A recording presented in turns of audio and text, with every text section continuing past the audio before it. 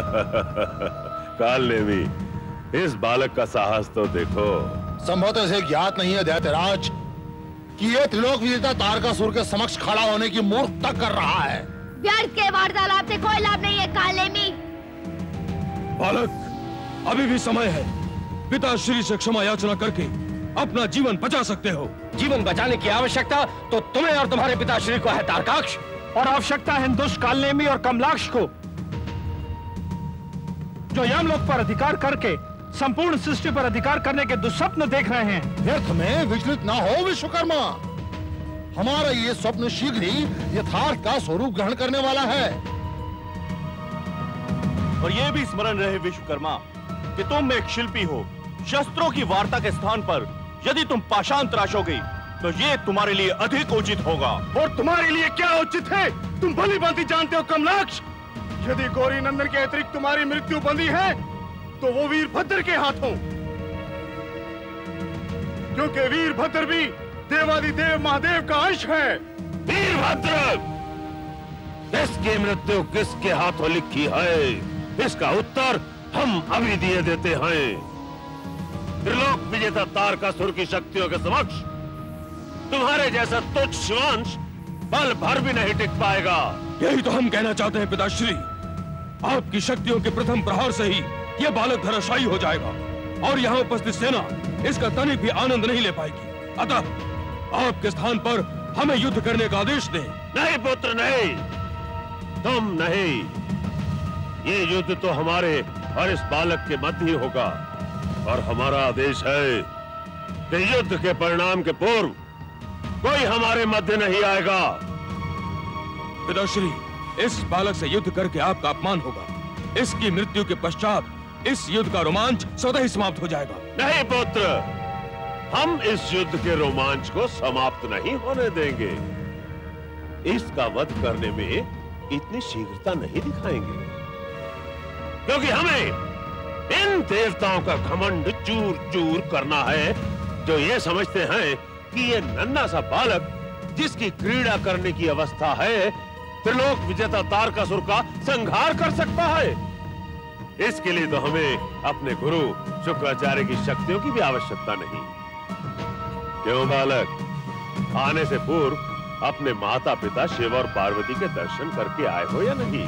तारकासुर, ऐसा पूछने का तुम्हारा प्रयोजन क्या है? हमारा कहने का प्रयोजन स्पष्ट है बालक। यदि तुम अपने माता पिता के दर्शन नहीं करके आए हो तो इस युद्ध के पश्चात वो तुम्हारा जीवित मुख कभी नहीं देख पाएंगे। हमारे माताश्री पिताश्री हमारे मुख देख पाएंगे या नहीं, ये तो बाद में देखा जाएगा तारकासुर। परंतु तुम्हारे नेत्रों में मृत्यु का भय स्पष्ट देख रहे हैं। मृत्यु का भय, और वो भी हमारे नेत्रों में। हाँ तारकासुर, और हमें महारानी की चिता से लज्जित होना पड़ेगा कि वे हमारे कारण विधवा हुई और उनके पुत्र पिताहीन।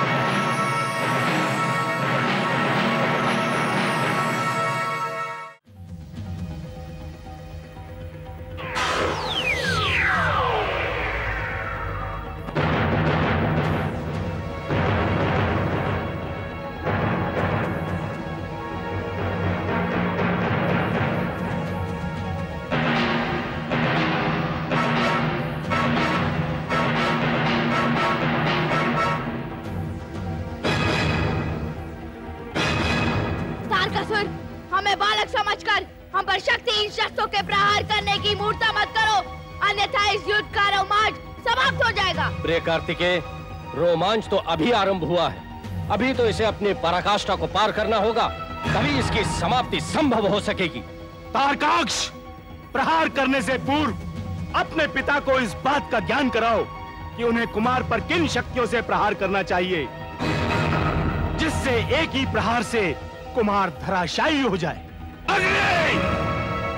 हमारे प्रहार विफल होने का ये अर्थ मत समझो कि हमारी समस्त शक्तियां समाप्त हो चुकी हैं। अपनी संपूर्ण शक्तियों का प्रयोग करके भी देख लो तारकासुर, अन्यथा तुम्हारी अभिलाषा तुम्हारे हृदय में ही न रह जाए। हाँ तारकासुर, अपनी अंतिम अभिलाषा भी अवश्य पूर्ण कर लेना, अन्यथा वे अभिलाषाएं तुम्हें मुक्ति दिलाने में बाधक सिद्ध होंगी। इंद्र, इससे अधिक बोलना तुम्हारे लिए उचित नहीं होगा। तुम्हारे लिए ये उचित होगा तारकासुर कि तुम अपनी शक्तियां क्रोध में ना व्यर्थ करो, उन्हें एकत्रित करके प्रहार करने में लगाओ। तारकासुर असीम शक्तियों का भंडार है बालक। क्रोध से हमारी शक्तियां क्षीण नहीं, दुगनी हो जाती हैं। और अब तुम हमारे प्रहार के लिए तैयार हो जाओ, क्योंकि युद्ध आरंभ हो चुका है। तारकासुर, युद्ध न आरंभ हुआ है और न ही युद्ध की आवश्यकता है।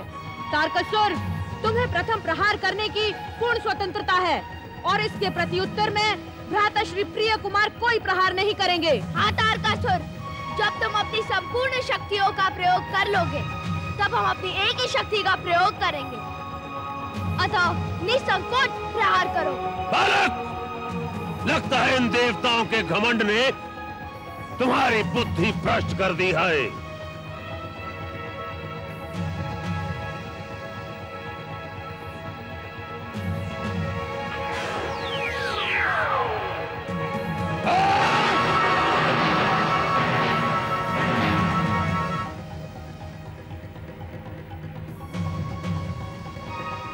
काकाश्री, लगता है पिताश्री ने दैत्य गुरु से संपर्क तोड़ लिया है। उन्हें जाकर बताना होगा कि वे गुरुदेव के आदेश का पालन करें और उन्हें स्मरण करते रहें। नहीं पुत्र तारकाक्ष, तुम्हारा युद्ध में आगे बढ़ना उचित नहीं होगा। यदि तुम युद्ध में आगे बढ़ोगे तो इसके साथ ही गजानन गणेश और इंद्रादि देवता भी युद्ध में सम्मिलित हो जाएंगे। विशेष रूप से गजानन गणेश का युद्ध में सम्मिलित होना हमारे लिए हानिकारक सिद्ध हो सकता है। भ्राताश्री, गणेश युद्ध में नहीं है, ये तो हमारे लिए प्रसन्नता का विषय है। और ये सब तो पिताश्री अपनी इच्छा से कर रहे हैं, जिससे युद्ध का रोमांच बना रहे।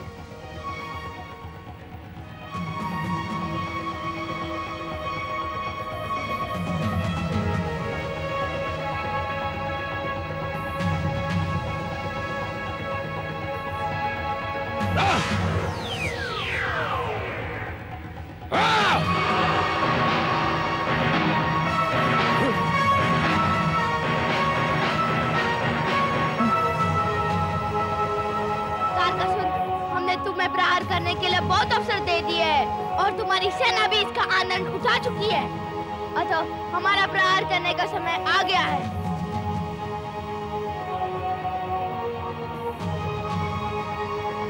हाँ तारकासुर, परंतु तुम अपनी असुर सेना से कहो कि रोमांच और आनंद अभी शेष है।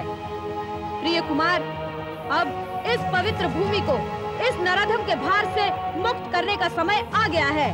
प्रिय कुमार, अतः अब समय नष्ट न करते हुए आप इस दुष्ट दुराचारी का संहार कर दीजिए। हमारी संपूर्ण शक्तियां आपके साथ हैं। जो आ गया भ्राताश्री। तारकासुर, हमारा ये एकमात्र प्रहार तुम्हारे जीवन की समाप्ति की घोषणा है। यदि बच सकते हो तो बचो।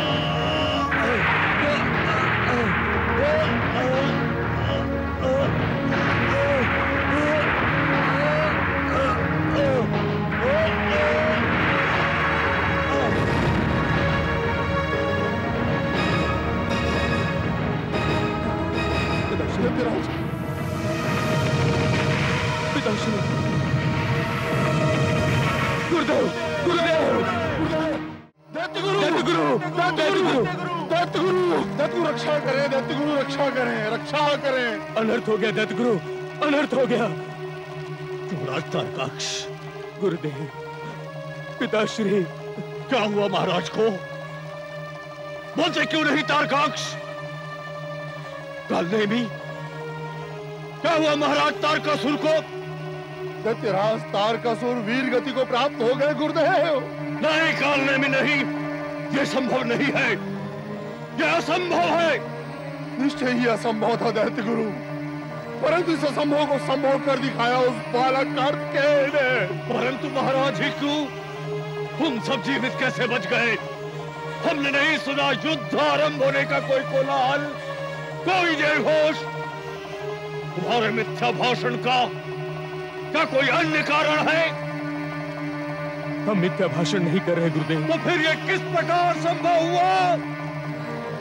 गुरुदेव, उस गणेश ने इस युद्ध को निर्णायक युद्ध की संज्ञा देकर इस युद्ध को पिताश्री और कुमार कार्तिकेय के मध्य सीमित कर दिया। क्या? हाँ गुरुदेव, उस गणेश ने यह चेतावनी भी दी कि यदि पिताश्री के अतिरिक्त कोई भी युद्ध के मध्य आया तो वह स्वयं भी युद्ध में उतर आएंगे। परंतु यह निर्णय तो उनके लिए लाभदायक था, उनके पक्ष में था। ऐसा ही सोचकर दैत्यराज ने हम सभी को उनके मध्य आने के लिए मना कर दिया था गुरुदेव। परंतु क्या काल नेमी? परंतु कुमार को बालक समझने की भूल का आभास दैत्यराज तारकासुर को शीघ्र ही होने लगा था गुरुदेव।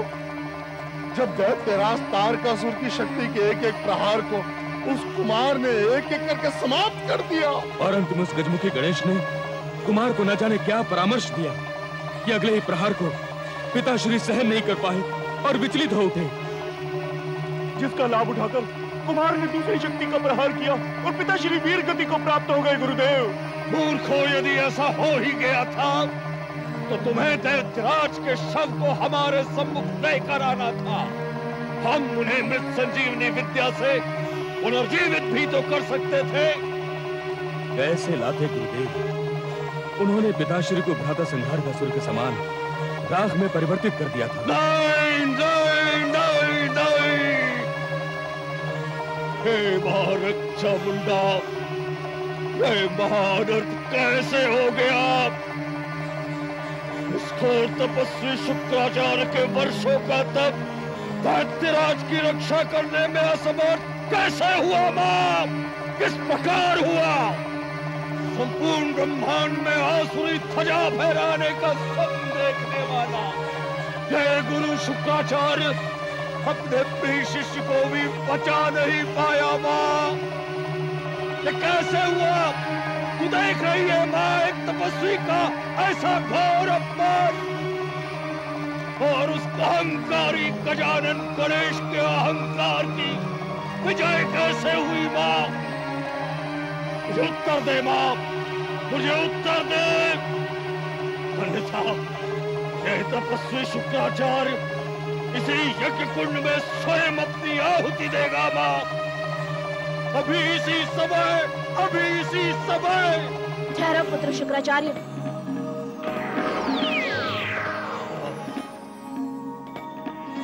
हे मां, मत कहे मुझे पुत्र, पुत्र भी कहती है और अपमान भी करवाती है मेरा। किसी का कोई अपमान नहीं हुआ है पुत्र। अपमान हुआ है बाप, एक गुरु का अपमान हुआ है। उसके शिष्य को राख के ढेर में परिवर्तित करके उसकी मृत संजीवनी विद्या का अपमान हुआ है। 12 वर्ष के एक बालक से दैत्यराज का वध करवाकर एक योद्धा की शूरवीरता का अपमान हुआ है। नहीं पुत्र, गुरु का अपमान इसलिए नहीं हुआ क्योंकि तुमने अपना उत्तरदायित्व पूर्ण निष्ठा से निभाया है। जो प्राणी जन्मा है उसकी मृत्यु तो निश्चित ही है, इसलिए संजीवनी विद्या का भी अपमान नहीं हुआ। कुमार कार्तिकेय का जन्म ही तारकासुर के वध के लिए हुआ है। वे शिवांश होने के साथ साथ पुण्यक व्रत का फल भी है। अतः तारकासुर का वध त्रिदेवों और देवी पार्वती की शक्तियों से हुआ है। अतः वीरता के अपमान का तो प्रश्न ही नहीं उठता। नहीं मां, नहीं। महान आसुरी संस्कृति का ऐसा पराभव संभव नहीं है मां। एक 12 वर्ष के बालक द्वारा दैत्यराज का वध अनुचित है मां, अनुचित है। सृष्टि के अटल नियमों के पश्चात ब्रह्मदेव का वरदान मिथ्या सिद्ध हुआ है मां। यदि ऐसी विडंबना सत्य है तो फिर महाप्रलय भी निश्चित है मां। ओम ह्रीं महाप्रलय सब। ठहरो वृद्धनंदन, तुम तो स्वयं ब्रह्मदेव के पौत्र हो। तुम्हें सृष्टि के नियमों के विरुद्ध विचलित नहीं होना चाहिए। ब्रह्मदेव के वरदान में शिवांश से ही तारकासुर का वध था। चाहे शिवांश 7 दिन का हो या 12 वर्षों का, उसे वरदान की मर्यादा भंग नहीं हो सकती। तारकासुर तो सौभाग्यशाली था पुत्र। जिसने ओंकारेश्वर स्वरूप के समक्ष मृत्यु का वरण किया। शांत हो जाओ पुत्र, शांत हो जाओ। महारानी को क्या उत्तर देंगे मां? कैसे समझाएंगे हम? तुम चिंतित ना हो पुत्र, हम स्वयं महारानी को इस वेदना को सहन करने की शक्ति प्रदान करेंगे। जाओ पुत्र तारकाक्ष, महारानी को इस सूचना से अवगत कराओ। कल्याणमस्तु। प्रणाम भारत चामुंडा।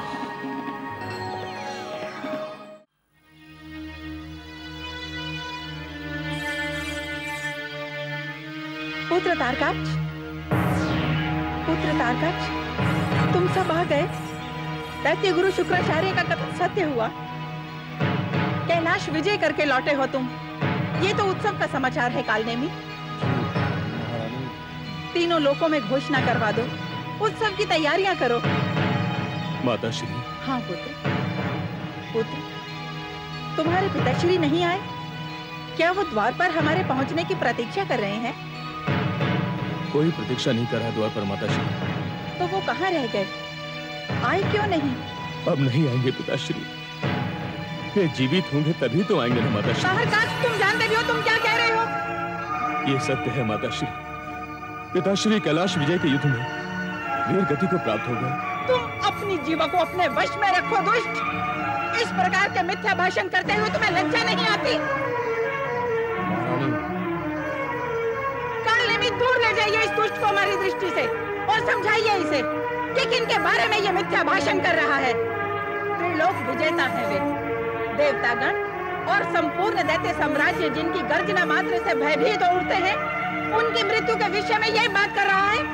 हमें क्षमा कर दीजिए माताश्री कि ऐसा अशुभ समाचार हमें अपने मुख से देना पड़ रहा है, परंतु ये सत्य है माताश्री। मत कहो हमें माताश्री। ऐसे पुत्र के होने से तो उचित है कि हम पुत्र विहीन हो जाएं। माताश्री, आप जो दंड देना चाहें हमें दे दें, परंतु ये सत्य है माताश्री कि पिताश्री अब जीवित नहीं रहे। नहीं, ऐसे कदाचित नहीं हो सकता, ऐसे नहीं हो सकता। महारानी, ये सत्य है। ये सत्य है कि उस कुमार ने हमारे दैत्यराज को अपनी शक्ति के प्रहार से न केवल वीर गति दे दी, अभी तो उनके शरीर को राख के ढेर में बदल दिया। महारानी, हम जानते थे कालनेमी, हम जानते थे कि ऐसा ही होगा। हमने उन्हें कितना समझाया, किंतु उन्होंने हमारी एक नहीं सुनी। अपनी शक्तियों की पुनः प्राप्ति के मद में उन्होंने कैलाश पर आक्रमण कर ही दिया। माताश्री, दैत्य गुरु शुक्राचार्य कह रहे थे कि यदि पिताश्री के शरीर को लाया जाता तो उनके पुनर्जीवित होने की संभावना थी। नहीं तारकाक्ष, उनके जीवित रहने की तो सभी संभावनाएं उसी समय समाप्त हो गई थी जब उन्होंने कैलाश पर आक्रमण करने के लिए प्रस्थान किया था। बिना तिलक करवाए रणभूमि की ओर प्रस्थान करना अपशगुन का सूचक था। परंतु दैत्य गुरु ने तो विजयी होने का आशीर्वाद दिया था माताश्री। ये सब दैत्य गुरु शुक्राचार्य के कारण ही हुआ है। यदि वो चाहते तो स्वामी जीवित रह सकते थे। हमने गजानन गणेश और कुमार कार्तिकेय से प्रार्थना करके उन्हें प्रथम प्रहार न करने के लिए सहमत भी कर लिया था, परंतु दैत्य गुरु शुक्राचार्य ने अपने अपमान का प्रतिशोध लेने के लिए स्वामी को मृत्यु के मुख में धकेल दिया। हम दैत्य गुरु शुक्राचार्य को कभी क्षमा नहीं करेंगे, कदापि क्षमा नहीं करेंगे, कभी क्षमा नहीं करेंगे।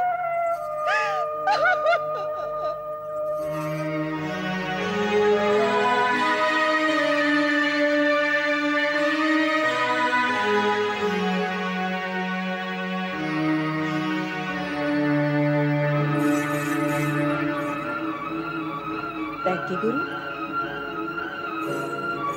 इतना घोर अनर्थ घटित करा के आप कहाँ जा रहे हैं? आप महारानी। क्यों?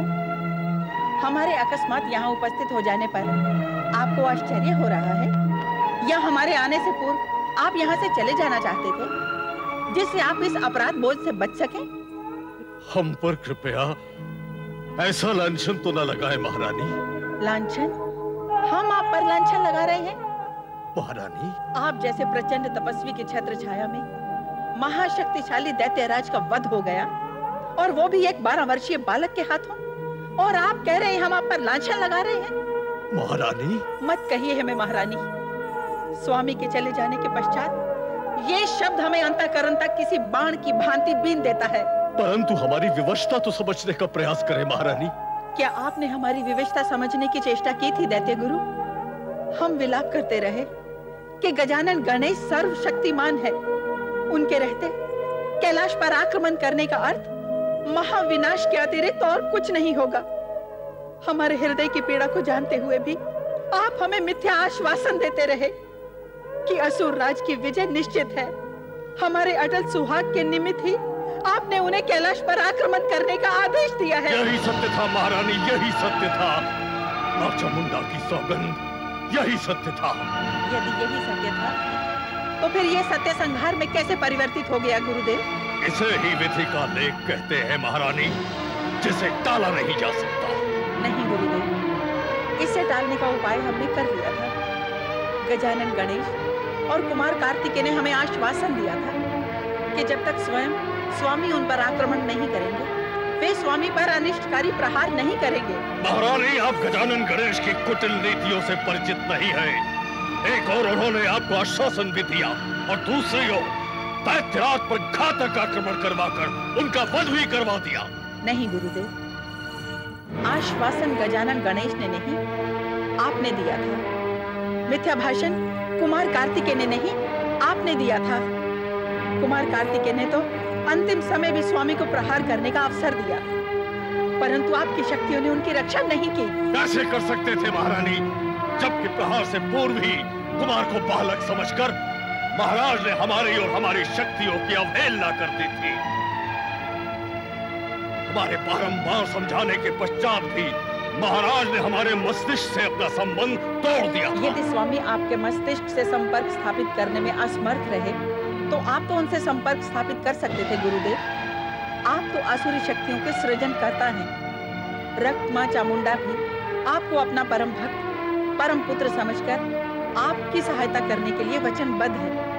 इतने शक्तिशाली होते हुए भी आपने स्वामी से संपर्क स्थापित क्यों नहीं किया? हमने संबंध स्थापित करने का प्रयास किया था महारानी, परंतु हमारे मस्तिष्क और महाराज के बीच आप आ गई थी। हम आ गए थे? ये कैसे सत्य हो सकता है गुरुदेव? यही सत्य है महारानी, यही सत्य है। स्मरण करें महारानी, हम यज्ञ में आहुति दे रहे थे तभी आप आ गई थी।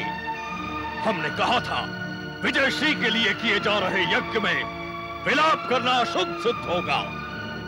आपको समझाने के प्रयास में जो समय नष्ट हुआ, वही अंतराल दैत्यराज के जीवन के लिए अनिष्टकारी सिद्ध हुआ। नहीं गुरुदेव, नहीं। अर्थात अपने स्वामी की मृत्यु के हम स्वयं उत्तरदायी हैं। हमें जीवित रहने का कोई अधिकार नहीं, हमें जीवित रहने का कोई अधिकार नहीं गुरुदेव। नहीं महारानी, अब दैत्य साम्राज्य है। दैत्य साम्राज्य का विस्तार आपका प्रथम कर्तव्य है। समय आएगा महारानी, जब आसुरी वृत्तियां समस्त ब्रह्मांड में आच्छादित होंगी। सत्ता शक्ति बनाए रखने के लिए छल बल तथा प्रलोभन का प्रयोग सर्वमान्य भी हो जाएगा और सामान्य भी। है कोई जो दैत्य गुरु की इस भविष्यवाणी को नकार सके?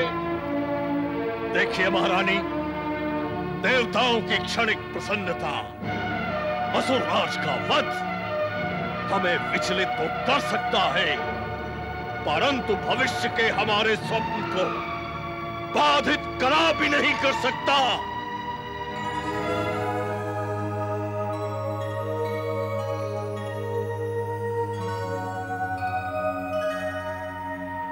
हे देवेंद्र, अब आपके हर्ष और आनंद के सुखद पल आ गए हैं।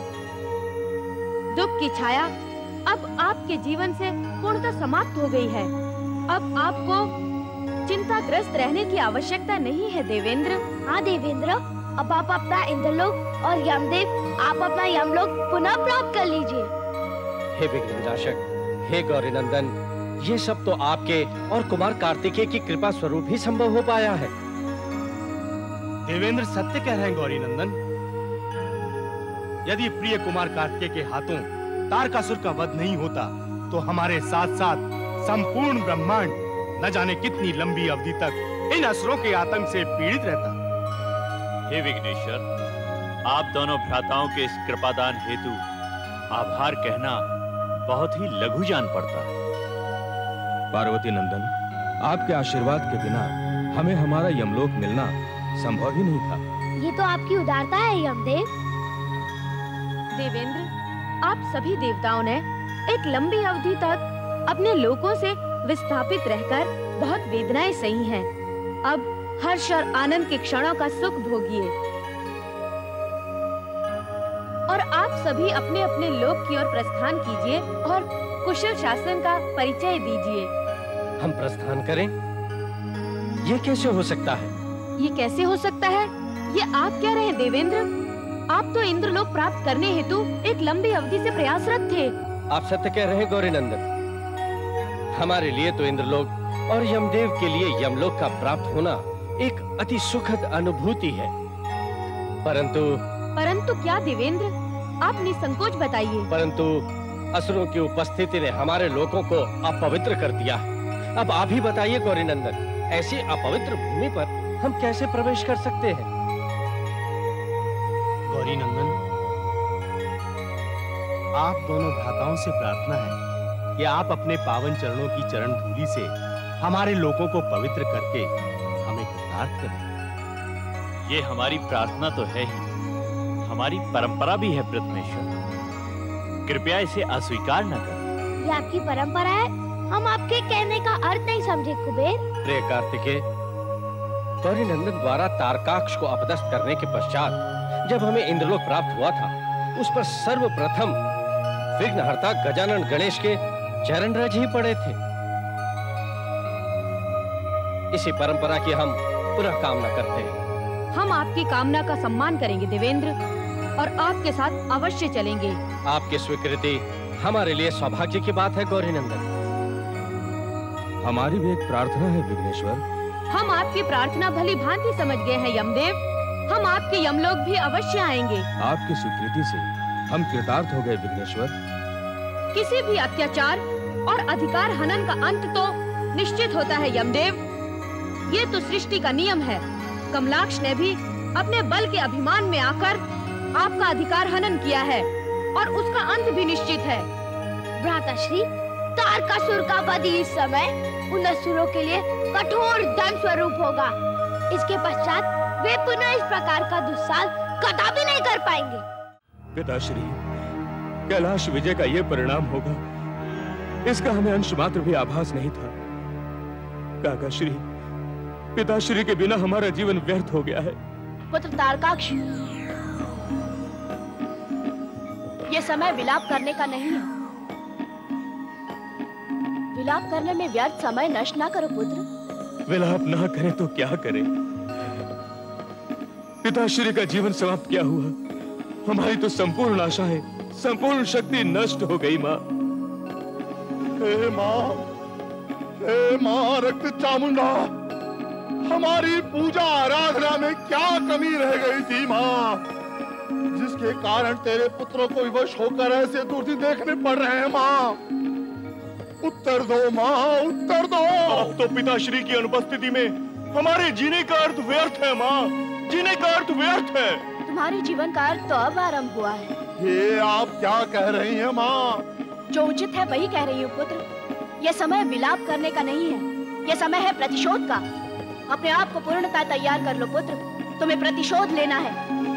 भक्ति एवं श्रद्धा से वर्षों तुमने हमारी अर्चना की है, इसका प्रतिफल तुम्हें अवश्य मिलना चाहिए। हम तुम्हें शक्ति प्रदान करेंगे। श्रद्धा और भक्ति में तो पिताश्री ने कभी कोई कमी नहीं रखी माँ। आपने उन्हें इस प्रतिफल से वंचित क्यों रखा माँ? वंचित क्यों रखा? हमने उन्हें कदापि वंचित नहीं रखा पुत्र। दैत्यराज तारकासुर ने सृष्टि के नियमों की अवहेलना की है, उन्हें इसी का दंड प्राप्त हुआ है। सृष्टि के नियमों की अवहेलना? ये आप क्या कह रही हैं माँ? अभिमान प्राणी का सबसे बड़ा विनाशक है पुत्र। दैत्यराज तारकासुर को भी ब्रह्मदेव के अमरत्व के वरदान का अभिमान हो गया था। यही कारण है कि गजानन गणेश के प्रथम प्रहार न करने का आश्वासन देने के पश्चात भी उन्होंने कैलाश पर आक्रमण करने की भारी भूल की। दैत्यराज के लिए शांत रहना ही उचित था, परंतु अभिमान ने उन्हें शांत रहने नहीं दिया। परंतु माँ, अश्रु प्राणी को निर्बल बना देते हैं पुत्र। दैत्यराज के पुत्र होकर ऐसी निराशापूर्ण बातें तुम्हें शोभा नहीं देती। तुम तो एक योद्धा हो और योद्धा कभी विलाप नहीं करते। अपने आत्मविश्वास को मलिन न होने दो पुत्र। आत्मविश्वास ही तुम्हारी शक्ति का आधार है। हे माँ रक्त चामुंडा, ऐसी विपत्ति के समय हमें कुछ भी नहीं सूझ रहा है माँ। कुछ भी नहीं सूझ रहा? अर्थात दैत्यराज तारकासुर का स्वप्न तुम विस्मृत कर देना चाहते हो? संपूर्ण ब्रह्मांड पर असुर साम्राज्य का ध्वज लहराने का दैत्यराज का स्वप्न तुम धूल धूसरित कर देना चाहते हो? नहीं माँ, नहीं। पिताश्री का स्वप्न तो हमारे जीवन का ध्येय है माँ। पिताश्री की कामना हमारे लिए आदेश से बढ़कर है माँ। उनका स्वप्न हम कैसे विस्मृत कर सकते हैं माँ? संभवतः दैत्यराज की मृत्यु ने हम सबको दिशाहीन कर दिया है माँ। अब आप ही हमारा मार्गदर्शन करें माँ, आप ही मार्गदर्शन करें। मार्गदर्शन का उत्तरदायित्व तो गुरु का होता है पुत्र। तुम्हें अपने गुरुदेव शुक्राचार्य की शरण में जाना होगा। दैत्य गुरु शुक्राचार्य ही तुम्हें उचित मार्गदर्शन देंगे। आप आज्ञा शिरोधार्य है माँ। हम अभी दैत्य गुरु शुक्राचार्य के समक्ष उपस्थित होकर उनके मार्गदर्शन का अनुसरण करेंगे। प्रणाम माँ। कल्याणमस्तु। क्या माँ रक्त चामुंडा ने स्वयं ऐसा आदेश दिया? हाँ गुरुदेव, हमारा हृदय वेदना से भरा हुआ था। हम पिताश्री को स्मरण करके विलाप कर रहे थे। अकस्मात माँ चामुंडा प्रकट हुई। हाँ दैत्य गुरु, माँ रक्त चामुंडा को अपने समक्ष पाकर हमारा रोम रोम रोमांचित हो उठा था। हम आश्चर्यचकित रह गए थे गुरुदेव। परंतु गुरुदेव, उससे भी अधिक आश्चर्य तब हुआ जब माँ रक्त चामुंडा ने हमें विलाप करने से रोका और प्रतिशोध की प्रेरणा दी। माँ चामुंडा ने इस योजना के मार्गदर्शन हेतु आपकी शरण में आने का आदेश दिया गुरुदेव। कहा माँ चामुंडा ने स्वयं ऐसा आदेश दिया? कैसे हर्ष का विषय है पुत्र। ये तो अपार हर्ष की बात है कि स्वयं माँ चामुंडा हमारे साथ है। इसका अर्थ ये हुआ कि कैलाश पर हमारे प्रचंड आक्रमण से कोई भी कैलाश की रक्षा नहीं कर पाएगा। हमारे प्रतिशोध की ज्वाला कैलाश को जलाकर भस्मीभूत कर देगी, राख में परिवर्तित कर देगी। परंतु गुरुदेव, हमारे प्रतिशोध की अग्नि तभी शांत होगी जब हम अपने इन्हीं हाथों से उस गजमुखी गणेश और कार्तिकेय का वध कर देंगे। हाँ गुरुदेव, पिताश्री की मृत्यु ने हमारे हृदय में ऐसा आघात पहुंचाया है जिसकी पीड़ा को प्रतिशोध की अग्नि ही शांत कर सकती है। शांत हो जाओ पुत्र कमलाक्ष, शांत हो जाओ। सर्वप्रथम हमें एक कुशल और सक्षम रणनीति बनानी होगी। तदुपरांत हम शांतिपूर्वक। नहीं काल में भी नहीं, हमें शांति की आवश्यकता नहीं है। उन सबके हृदय में ऐसी ही धड़कती हुई ज्वाला चाहिए। कुटिल देवताओं से प्रतिशोध लेने के लिए ऐसी ही अग्नि की आवश्यकता है। हम पूर्णतः तैयार हैं गुरुदेव, मात्र आपके आदेश की प्रतीक्षा है। क्षण भर का भी विलंब न कीजिए गुरुदेव। हम उस गणेश और कार्तिकेय को पल भर का भी जीवन दान नहीं देना चाहते हैं। हाँ गुरुदेव, हम अभी और इसी समय शपथ लेते हैं। नहीं कमलाक्ष नहीं, केवल तुम ही नहीं, हम सभी शपथ लेंगे।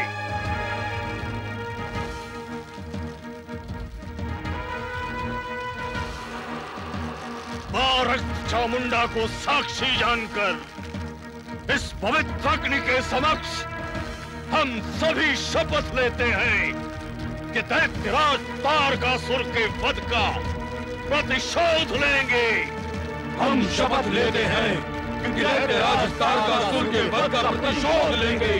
संपूर्ण कैलाश का सर्वनाश कर देंगे, सर्वनाश कर देंगे। हम ये भी शपथ लेते हैं, हम ये भी शपथ लेते हैं कि जब तक गणेश और कार्तिकेय का वध नहीं कर देंगे, कि जब तक गणेश और कार्तिकेय का वध नहीं कर देंगे, शांति से नहीं बैठेंगे, शांति से नहीं बैठेंगे।